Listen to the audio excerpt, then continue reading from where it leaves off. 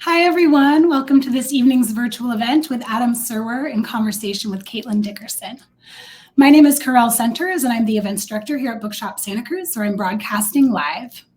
And here at Bookshop, community is vital to us, locally, nationally, and even globally. And it's because of your continued patronage that we are coming through the other side of a global pandemic. As a values-driven independent bookstore, we hope the world we all return to looks different from the one we left. And we see these talks as a way to deepen and refresh in order to resume the vital work that is before us. We're so grateful to you for spending your resources and your evening with us, and we hope you find both refuge and inspiration here tonight. So tonight we're thrilled to celebrate the release of The Cruelty is the Point, and we're so honored to be presenting this event in partnership with Marcus Books in Oakland, California. We will have a conversation with our guests tonight, and then they'll answer some audience questions. But before we get started, I'm just going to give a quick overview of the platform we're using tonight, which is Crowdcast. This event is being recorded so that you can watch it again. If you have to step out, you can see the ending, and you can share it with friends. The event recording will be available on the same page just a couple minutes after the event concludes. So you can just use the same link that got you here tonight to watch the replay. To the right side of your screen, of course, there is a chat window. You can use that space to engage with the community if you would like, to share any thoughts about and to engage with the work tonight, and share thoughts about what we are hearing and seeing tonight. If you find that distracting, you can go ahead and close that window by clicking on the little arrow at the top right. For audience questions, you're going to go to the bottom of your screen where there's a tab that says Ask a Question. You can submit those questions for Adam at any point while this talk is underway, and you can also view and upvote other questions as well. So make sure you submit your questions there whenever they occur to you. We definitely super appreciate your support when you purchase a book from Bookshop Santa Cruz. That is what powers our events program, and it tells the publisher that our audience is invested and engaged here in Santa Cruz. So if you have not yet done so, please go ahead and click buy the book at the bottom of my face right there to pick up your wonderful copy of The Cruelty is the Point. You can also make a donation. I really have been so appreciative of the donations that have been coming in for this event. We are making our way back to in-person events, so we are using those resources to bring you a new and improved in-person events this fall. So thank you so much for your donations. We do have some upcoming events coming up that I'd love to mention a couple of. We've got Omar El Akkad, author of American War, on August 12th. He will be here for his new book, What Strange Paradise. And on August 16th, we'll be joined by the authors and illustrator of the incredible March trilogy for another graphic novel, Run Book 1, in which John Lewis shares his story. Really excited about that one. I will pop the links to Bookshop's web calendar and our Crowdcast page in the chat so you can follow us if you want to stay tuned for future events. But now on to the main attraction. Adam Serwer has written for The Atlantic since 2016, focusing on contemporary politics while often viewing it through the lens of history. Adam was a Spring Fellow at the Shorenstein Center at the Kennedy School of Government at Harvard University, as well as the Ira Littman Fellow at the Columbia University School of Journalism. He's also the recipient of the 2019 Hillman Prize for Opinion Journalism, and he's joining us from San Antonio, Texas, where he lives with his family. And tonight, Adam will be in conversation with Caitlin Dickerson. Caitlin is a staff writer for The Atlantic who covers immigration to the United States. Previously, she worked as a correspondent for the New York Times and National Public Radio, and she's the recipient of a Peabody and Edward R. Murrow Award and is a 3-time finalist for the Livingston Award. She is joining us from Brooklyn. So I'm so thrilled to welcome them both to our screens. Allow me to bring them up.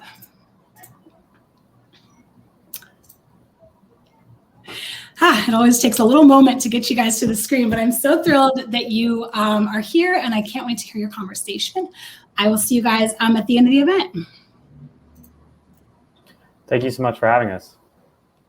Yes, thank you very much. So I'm Caitlin Dickerson. It is my pleasure to have been invited to talk with Adam about his essential writing.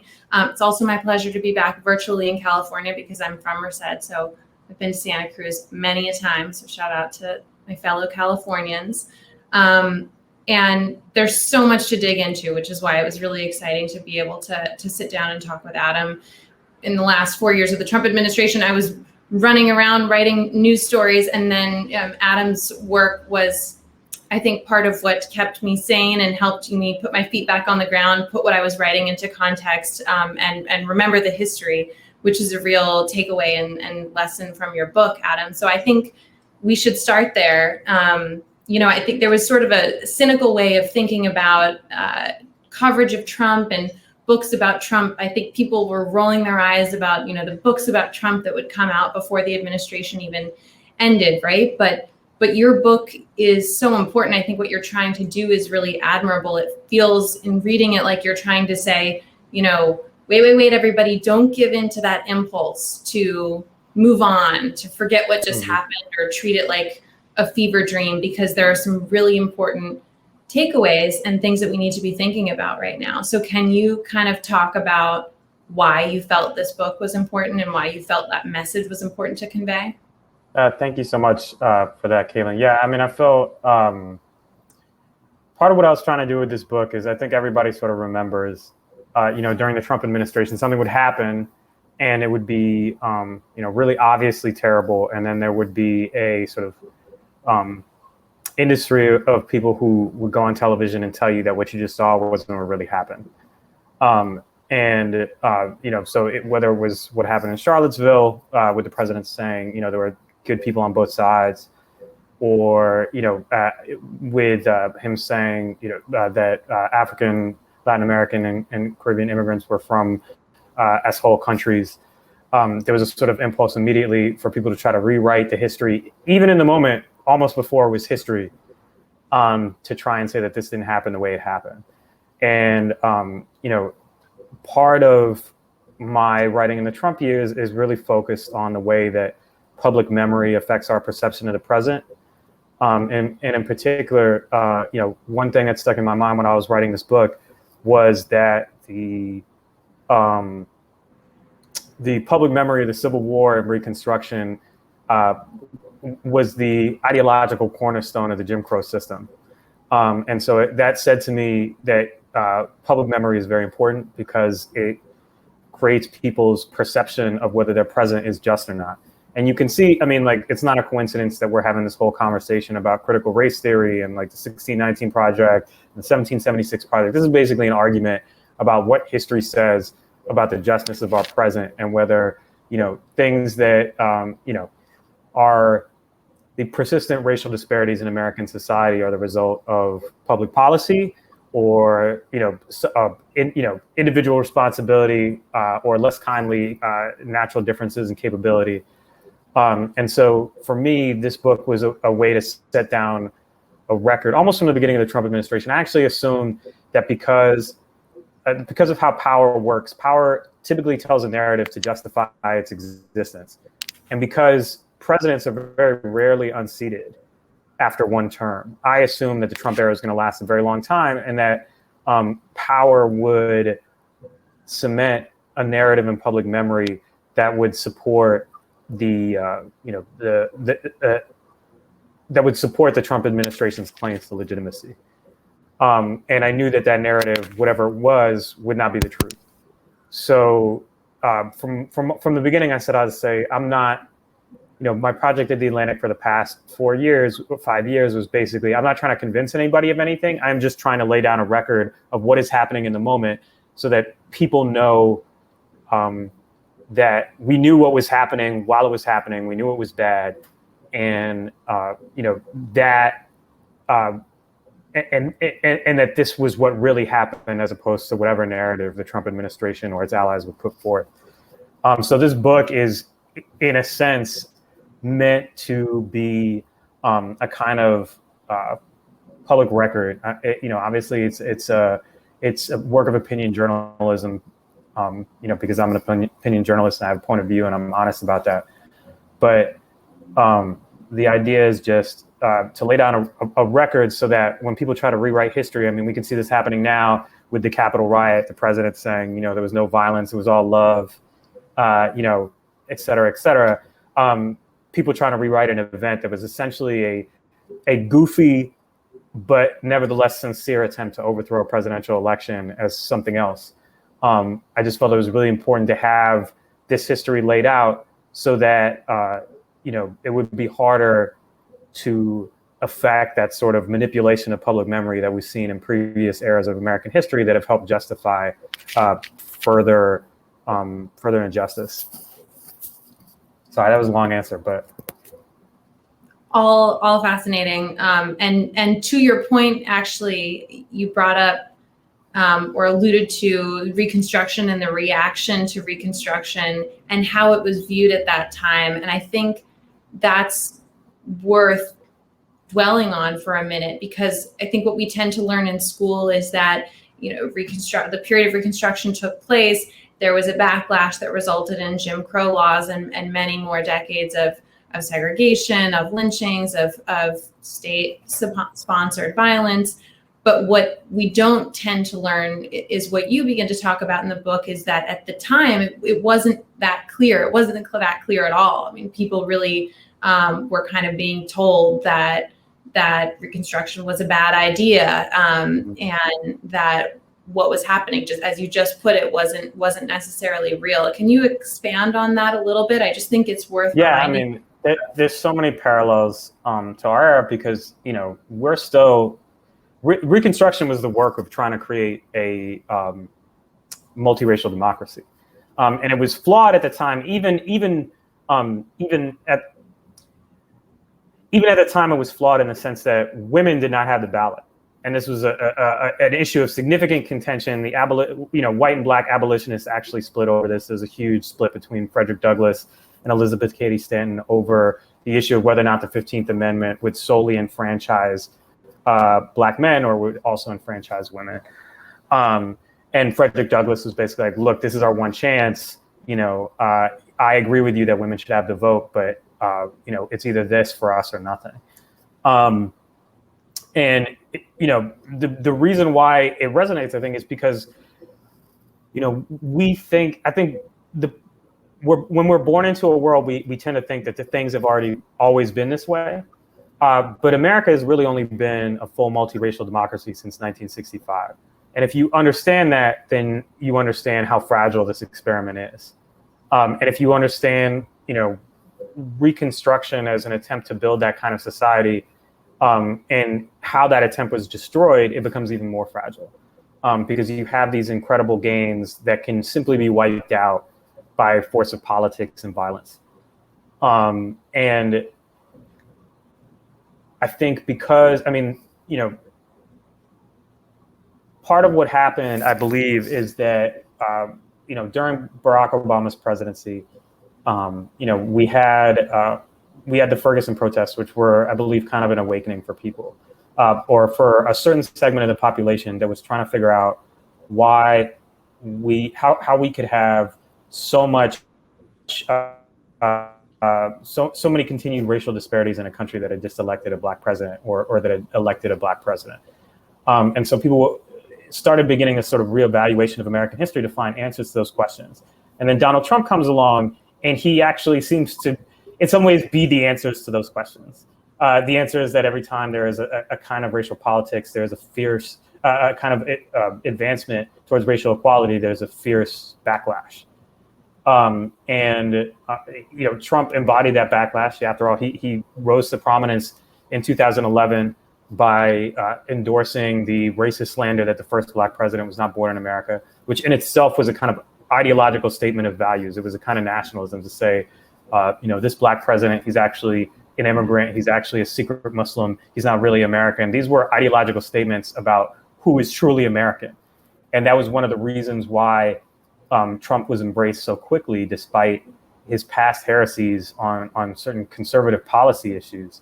He had expressed liberal views on certain aspects of public policy, but his frank assertion of an idea of American citizenship that excluded Barack Obama was a statement of loyalty towards the conservative coalition that that earned immediate trust. And it's why he stuck to it. It's why he's continued to stick to it. And that his, in some ways, his adherence to these these statements of white identity politics that run afoul of what people generally think of as good behavior for a politician are to his base. And I don't mean the marginal Trump voter. I mean the people who like show up at rallies and wear T-shirts and wear hats and stuff. To his base, this is a symbol of his incorruptibility, because he adheres to these things in spite of the criticism that he faces, from people like me and others. So I think, we sort of have to understand Trump as it being part of that context of racial progress and backlash. And I think you can view the current debate over critical race theory, or critical race theory in square quotes, as distinguished from actual critical race theory, as very much a part of that, a backlash to that sense of racial progress. I think your book, though you didn't necessarily write it in response to backlash against critical race theory, helps to... No, that happened like afterwards, yeah. Right. And yet it feels really prescient and directly related, which I think is because, as you said, this, and as you write, this isn't just Trump, this isn't just 4 years, but it's really, a whole arc and a moment of American history. So I think you've set the book up really well, and I just want to ask one more contextual question before we dive into some of the specifics. And that is, you make a point in the introduction about how the ideological currents that swept Trump into the White House are not some aberration. They're essential forces of political conflict in American history that have been concealed by accidents of conservative sentimentality and liberal optimism. And can you expand on this idea of accidents of conservative sentimentality and liberal optimism? Because I think you're speaking there to again, examples, moments in time that people can point to that confuse, that make it more difficult to observe the bigger trends that you're writing about. So conservative sentimentality is, I would describe it as things like the 1776 Project, which are seen as, you have to teach history in a patriotic way. The purpose of history is to inculcate in American citizens a patriotic fervor and loyalty to a particular narrative of the nation and the state. And what I would say is an accident of liberal optimism, I would say it's something like Barack Obama saying the arc of history bends towards justice. And I say that because it gives the misimpression of constant progress. And unfortunately, history is not an arc. We take steps forward and we take steps back. Even when sometimes we tell the story as one march of forward progress, that's not really how it works. And so I think in some ways, Trump and Obama disturb both narratives, because the backlash to Obama, the backlash to Obama and Trump's election, make it clear that these are things that I think it's clear that these are not new problems. I mean, the country is founded on this idea of human equality by men who own other people as property. And when that happens, you have to find a way of defining the humans that you are denying these basic rights that you have said are fundamental to human liberty out of the family of humanity. You have to say that, to justify slavery, you have to say that the black man is not a man, even as because otherwise you've said all men are created equal. So doesn't that mean black people? No, obviously not. So you have to rewrite your understanding of that in order to justify this inequality. So this conflict, between expanding the blessings of American democracy and the rights under the Constitution to more and more people, and the forces that do not want to see them be expanded, are in my mind part of the central story of political conflict in American history. I mean, you had the first Congress saying that only free white persons can naturalize as citizens. You have the Civil War and Reconstruction. You have the immigration laws of the 1920s that are an explicit attempt to racially engineer not simply a white majority, but a Northern European majority, as the authors of that law understood it, based on the racist pseudoscience of the time. You have, obviously the 1960s and the civil rights movement. You have the gay rights movement. You have the women's rights movement. You have women's suffrage. I mean, these conflicts are really central to who we are as an identity. Are we, this ideal that we've strived for, or are we the practice that has, in actual reality, excluded large groups of people? And I think you can really see, if you look through American history, this politics of cruelty and exclusion that Trump practices is very much not something that he invented. It's something he's good at. It's something he showed the Republican Party he could get away with in a way that people couldn't previously. But he did not invent this kind of politics. This kind of conflict is central to who we are as a country.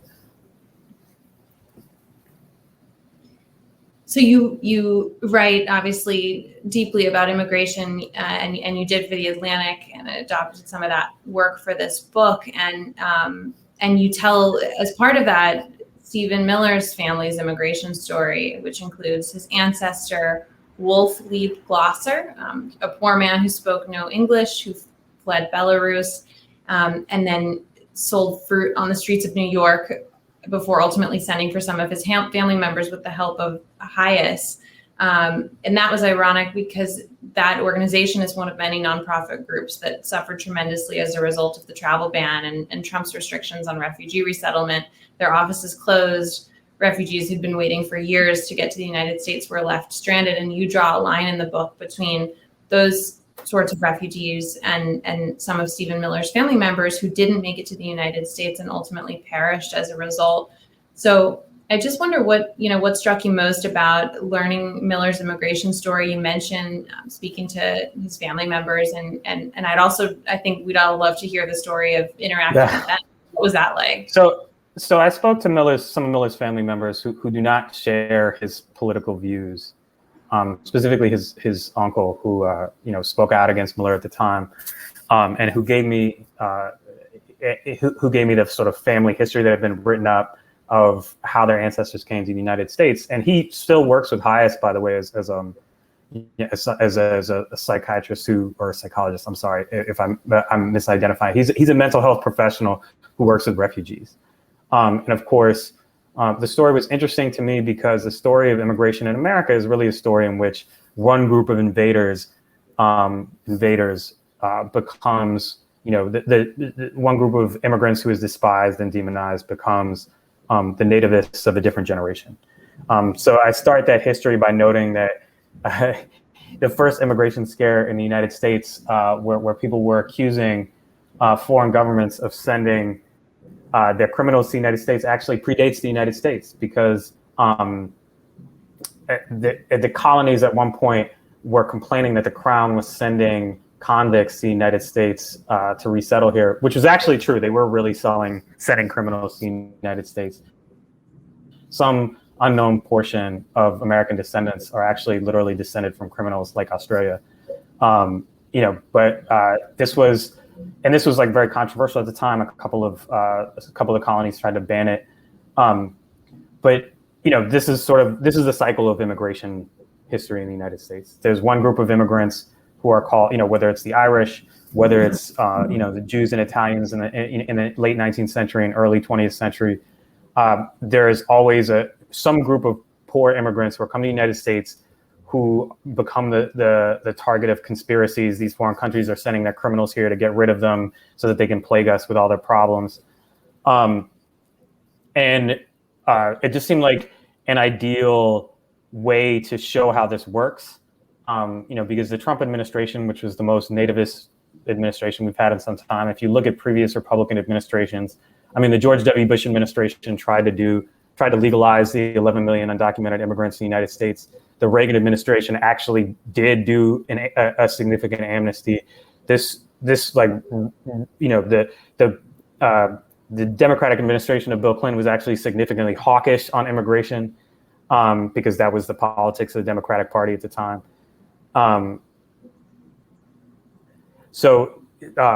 Trump as like this becoming this sort of nativist force. What was interesting to me was that so many of the people who were prominent nativists in his administration were descendants of prior generations of immigrants who had been demonized, in particular American Jews. And Miller, of course, there was a Southern Poverty Law Center report that was done on the basis of his emails, where he actually praises the racist and anti-Semitic immigration laws of the early 20th century that were designed to keep out people like his family, and which were, ultimately successful at keeping out many Jews who might have otherwise survived the Holocaust ultimately.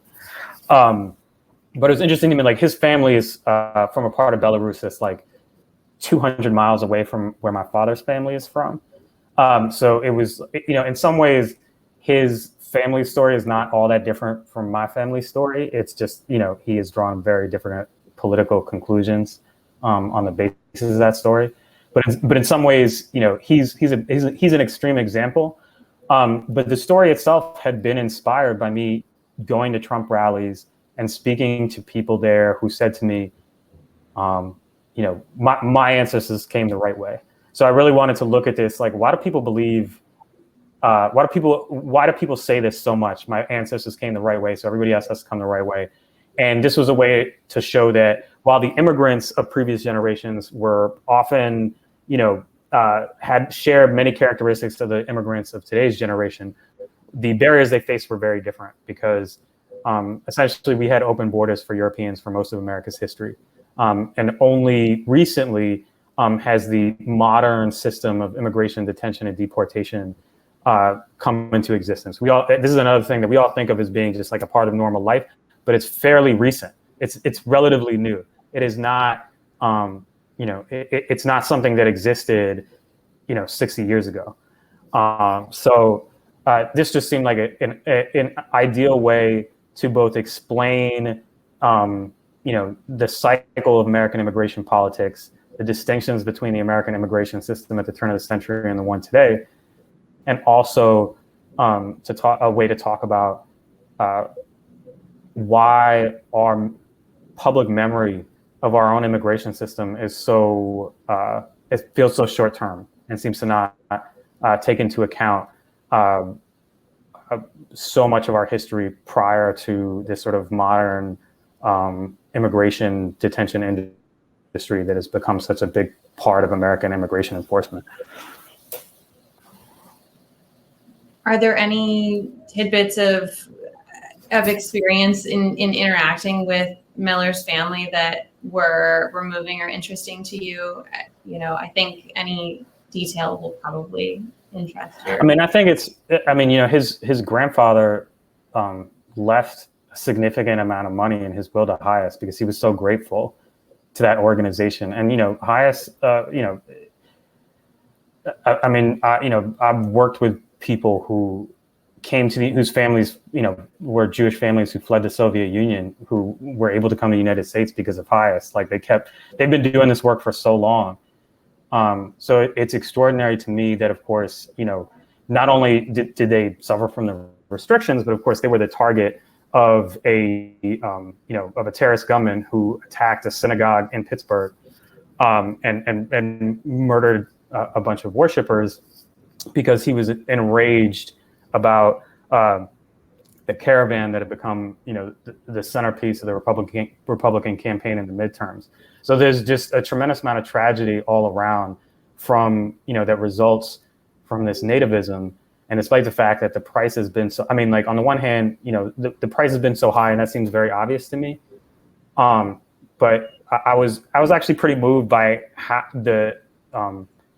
Stephen Miller's uncle's lingering commitment to Hias, this organization that, after all, had helped his family come to the United States and live a prosperous, free life here. And that he was still committed to helping do that for other people, regardless of background. I want to talk about your essay about police unions. You write that not only are they, as we all, I think at this point know, a force for protecting police officers who use unjust violence, who abuse their power, but bigger than that, you're sort of saying that the idea of a police union is anathema to democratic values, and that these other issues, I think, flowed down from the dissonance there. So can you talk about, from 30,000 feet, what the issue with police unions is? And I also just wonder, you spent a lot of time thinking and writing about this. Do you envision a future in which police unions could actually be abolished? I'm not sure that that's actually, I don't know that it's possible, that they're extremely powerful organizations. But I think that what's unique about police unions compared to other public sector unions is that police kill people. They have the authority to kill people granted to them. They have the authority to use lethal force granted to them by the public. But when you have a union's job is to protect its workers. It is not to advocate for the public.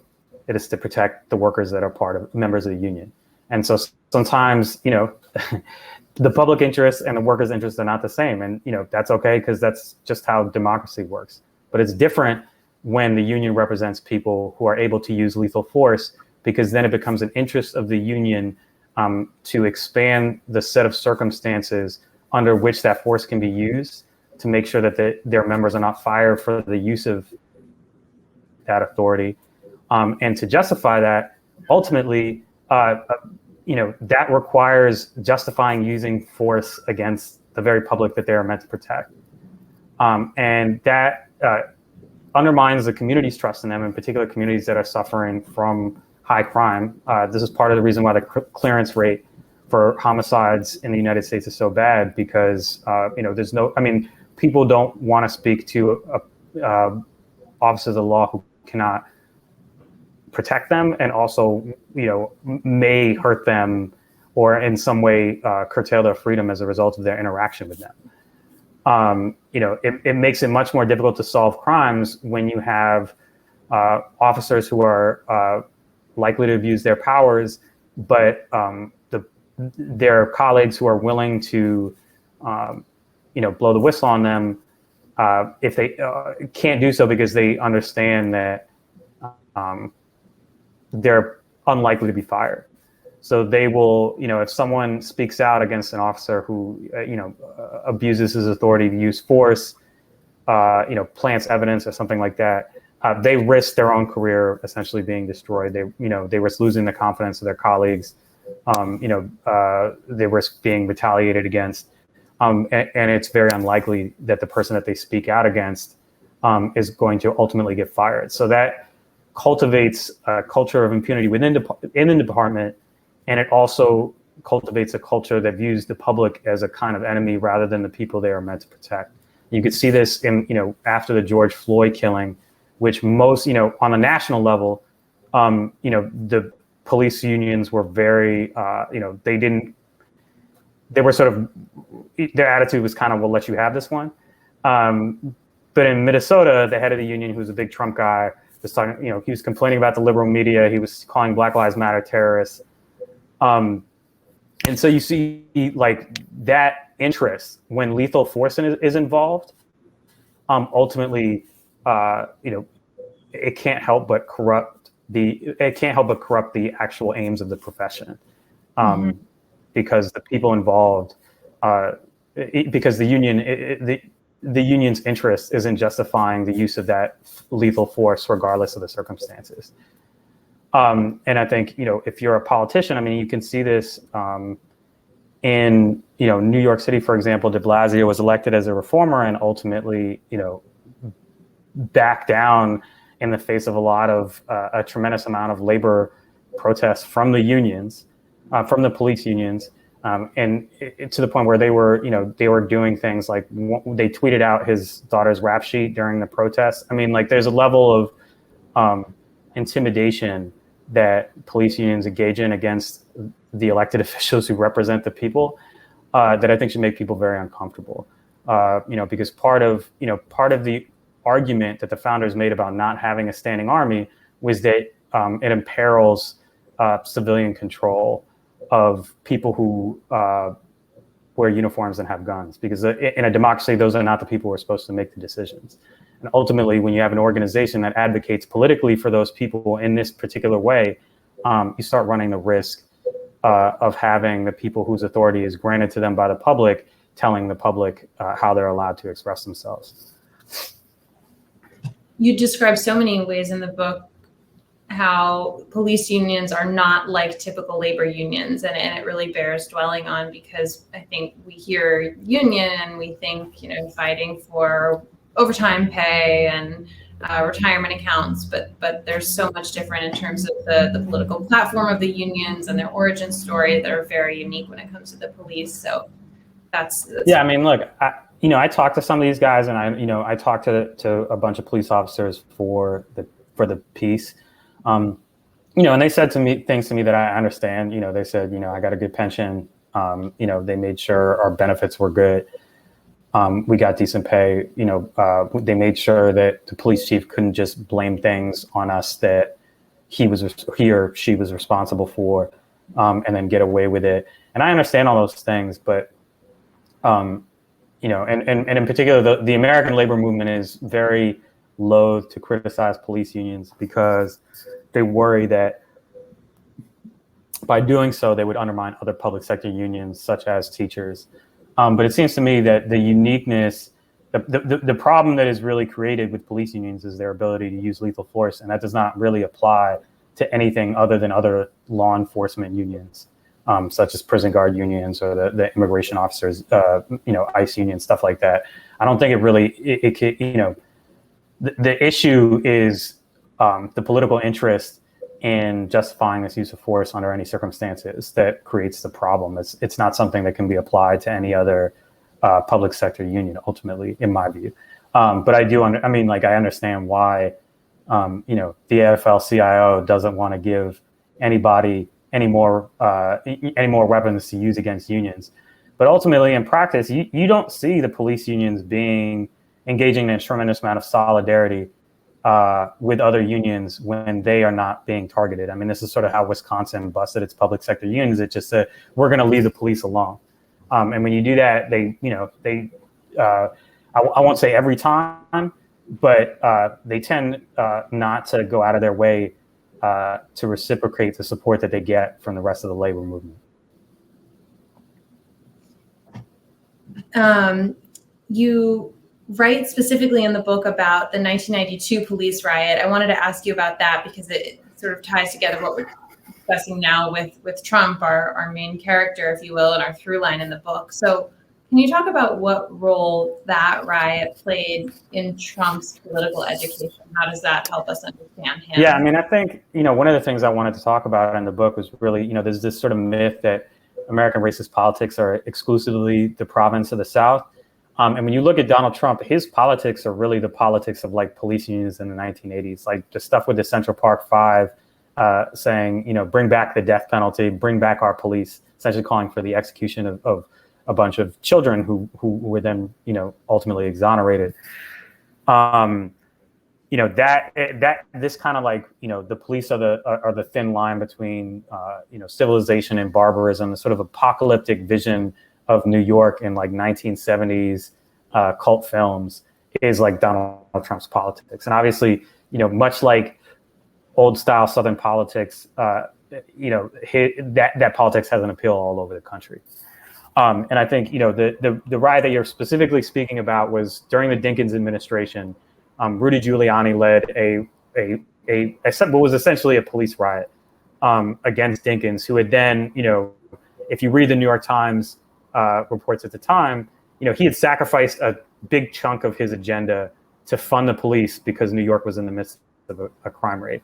But he didn't do everything they wanted to do, and so they had, they organized a protest against him, which turned into a riot. And I spoke to a black police officer who at the time was a rookie who was, assigned to police the protest, and he's like, "How am I supposed to?" First of all, he described it as a white racist rally. This is a police officer. And then he said, how am I supposed to police these guys who are my seniors? And ultimately, to me, I draw a line between Giuliani leading this sort of like cop riot in the 90s to his presence at the Capitol riot or prior to the Capitol riot on January 6th, because it's essentially, we are going to mobilize the armed agents of the state against the elected representatives of the people. And that to me, that you could even do that is frightening. It's not something that should happen. It's the kind of nightmare. It's just something that should not happen in a democratic society. And unfortunately, we saw a number of off-duty officers present, not only in the crowd, but what was interesting to me was the extent to which, and this is something that Donald Trump is trying to rewrite at present, was the level of violence against police officers, because Trump's understanding of what the police are for is very explicit. He believes that they exist to police the color line. And so the police being, the Capitol Police attempting to contain the riot, even though they were doing their jobs, they had violated the implicit tenets of the bargain, as the Trump fanatics who were there understood it, which is that you're there to hurt those people, not us. We're allowed to do whatever we want because it's our country. And so you're containing our violence, which is aimed at overthrowing a presidential election, is a kind of treason. It's a treason against the true America, which you are supposed to protect from this other sub-America that is illegitimate and doesn't really count. And it's really something to watch that devotion to the police reverse itself and reveal itself for what it really is, which is not support for individual officers as human beings, or for, the phrase goes, blue lives matter. It's not for the support is not for their individual lives mattering. It is support for them performing their role as these people understand it, which is actually quite different from what it's supposed to be. I want to give the audience a chance to ask you some questions, but I'll end my portion at least with one kind of forward-looking one, because you spend a lot of time in the book contextualizing the moments we're living through now, helping us understand how they relate to history. So my obvious question is, moving forward, what do you sort of anticipate if we're living through a kind of new Reconstruction and backlash against something like that? What do you think happens next? So I try not to make predictions, because I think events tend to humble us. To just give an example, I don't know how many people would have predicted that Donald Trump, watching Obama's re-inauguration in 2012, 2013, I don't know how many people would have imagined that Donald Trump would be the next president of the United States. It really seemed like that kind of politics did not have a future in the Republican Party, and it turned out to have a bright future. So I won't make any predictions. I think what's very clear is that due to racial, religious polarization between the parties, ideological polarization, you have one party which is multi-ethnic, ideologically diverse, religiously diverse, that is committed to multiracial democracy as a project. And then you have a more homogeneous party which is not really committed to the same project. And that doesn't mean that the Republican measures to restrict the electorate, to insulate their power from the public, will work in the long term, but it's dangerous, in the sense that the whole point of democracy is that politicians who violate their constituents' rights or do not respect their constituents' rights or interests have to face them at the ballot box. And if you have a situation where the public can no longer meaningfully exercise that kind of accountability against politicians, then they will no longer feel bound by public opinion in that way. So I think we're in a very dangerous place.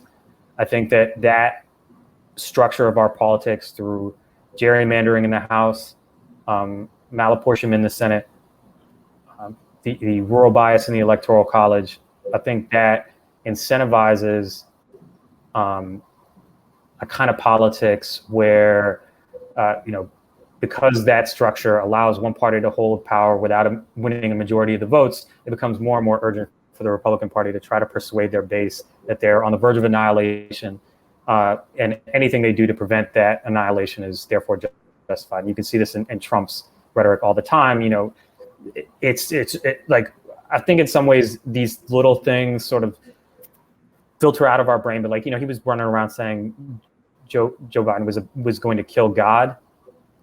You know, stuff like, it was just like really crazy stuff about all the horrible things that would happen if Joe Biden became president. And this kind of politics is incentivized by the fact that the Republican Party can still win power with a minority of the vote that happens to be the most conservative segment of the electorate. And unless the Democrats make some structural changes to make the system more fair, I don't really see the Republican Party abandoning that kind of politics unless they pay a significant political price. And given that, you know, given how public opinion generally works during presidential administrations, it's very likely that they'll take the House, maybe even the Senate, which would really for them would be such a reward for engaging in that kind of politics that it's hard to see it ending anytime soon, even though Trump is gone. And part of the point of the book is that it's a mistake to see Trump as a cause of this politics. He took advantage of it. He showed Republicans they could get away with a lot more than they believed they could get away with. But he did not invent this style of politics, which has been with us, unfortunately, for a very long time. Well, that's a pretty bleak outlook, Adam, but I think you have a lot of evidence to support it. And I think it makes the book all that much more important. When I say that I don't know what's going to happen, I mean, I don't know what's going to happen. I want to emphasize this. I'm not optimistic or pessimistic. Sometimes people say I'm pessimistic, but I'm just describing what has happened in the past and saying, you know, this is what might happen in the future. But I do not think, you know, coalitions change. Politics is unpredictable. The world tends not to fit into the well-laid plans we made for it. So I would not say that this is going to unfold exactly the way Mitch McConnell is planning for it to unfold. At the same time, I don't think we should mistake the potential outcome for the intent of what is happening, and therefore refuse to recognize that intent as dangerous. We have a few really good questions. I want to try to get to as many of them as I can. To the point that you just made, Rashida Conde asked, in your view, why are the Democrats so incapable of effectively responding to the Republican push for non-democracy? So the answer to this question, I think, is on the one hand, the Republican Party does not represent a majority of American citizens. I think it could. I mean, honestly, look, there's no world in which we will never have people who are religiously conservative, who have conservative views on economics, who have conservative views on immigration. That's never, you know, those people are never going to stop existing. But because they represent a minority that is more ideologically heterogeneous,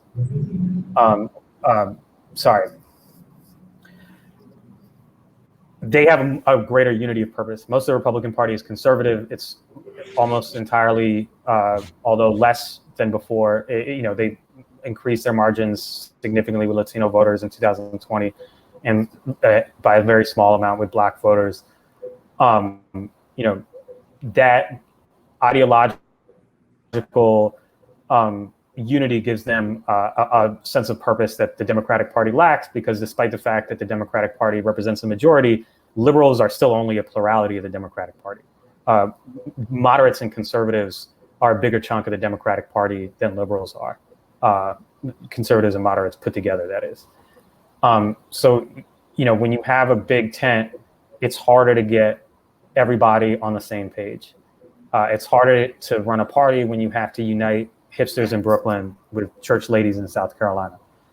The Republican Party, because of its ideological unity, has less of a problem with that kind of thing. When you look back at Reconstruction, the Republican Party of the era protected Black voting rights, not simply for idealistic reasons, but because it was a partisan self-interest. I'm sorry if y'all hear that. Eggsy is outside the door and he's whining very loudly to come in because he's upset that I'm in here without him. The Republican Party during Reconstruction, they didn't enfranchise Black men just because they believed that was the right thing to do. it was also because the Republican Party was not viable in the South without black votes. And once the Democrats successfully severed the Republican Party from the black vote, the character of the Republican Party changed.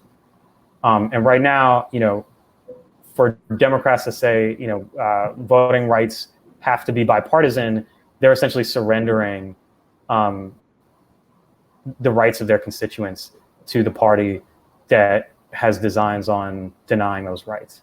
And as long as they pursue that, and while I understand why that is the way it is, I understand that Joe Manchin is worried about West Virginia and not worried about Georgia. But ultimately, that kind of thing is not only going to end up leaving the Democratic Party's vulnerable constituencies without their best defense, which is the ballot. It's going to change the character of the Democratic Party if the Republican Party succeeds.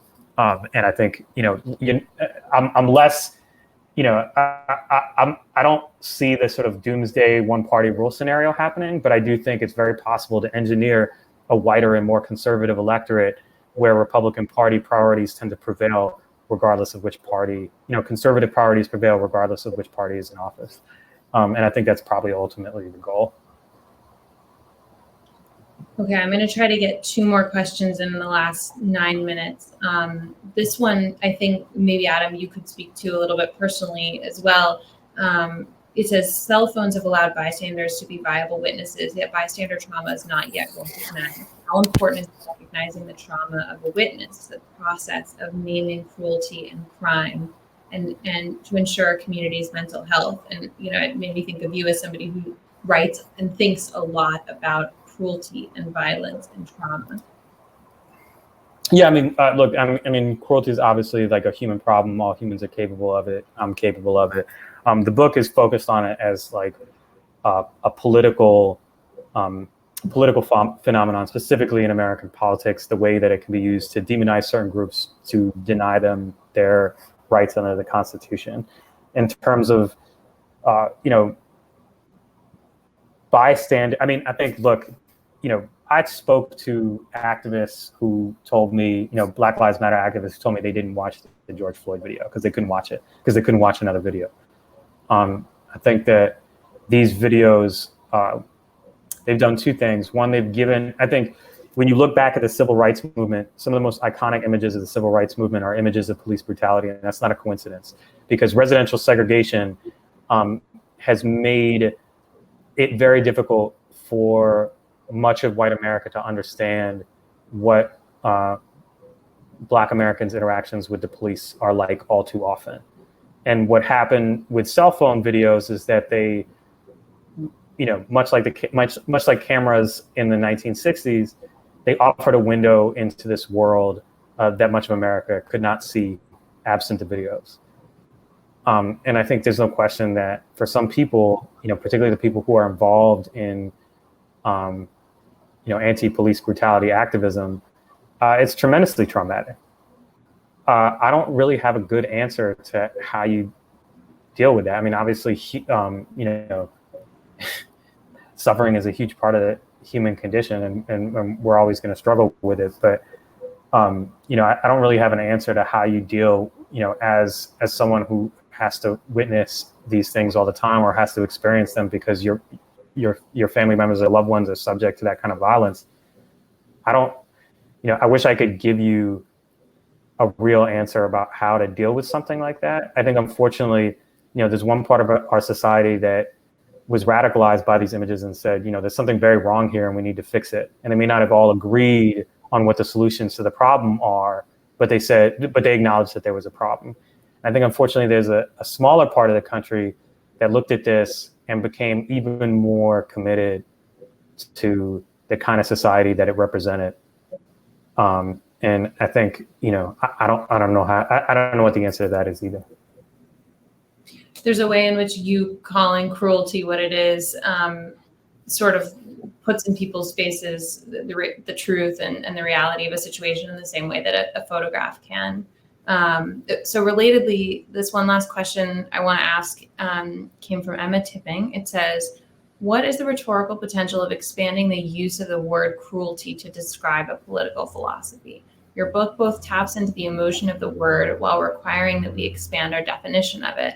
Is there potential for other words commonly used to describe intimate dynamics to be applied to a larger scale? Our consciousness of the human experience is expanding, and it feels like we still lack the rhetorical language to refer to all these new phenomenons we're discovering.